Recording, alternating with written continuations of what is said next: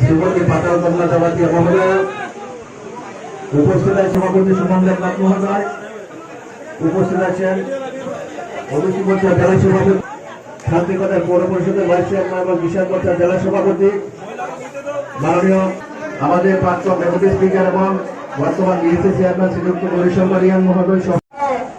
तीव्र मध्य सुनो तीव्र ठांसा बोल के तीव्र मोहते चयन करने के लिए कोशिश कर रहे हैं, लेकिन ठांसा मोहते बंगाली है या नहीं?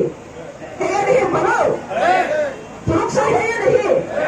मुगलिसा है या नहीं? तो क्यों तीव्र मोहता का जो लोग कार्यकर्ता है, लीडर है, क्यों कह रहे हैं तीव्र से ठांसा हो? हाँ, तो तीव्र से की बोका बना रही है ना, तीव्र से का भूख बना रही है ना, तीव्र से क्या आग बंद है?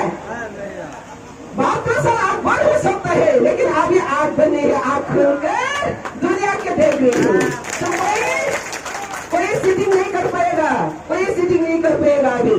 इसलिए जो पॉलिटिकल पार्टी जहाँ पार्टी है वहाँ पे धर्मों का जात का कुछ भी नहीं है, यहाँ पे एक विजन और मिशन का डिफरेंस है। और भारतीय जनता पार्टी क्या चाहती है?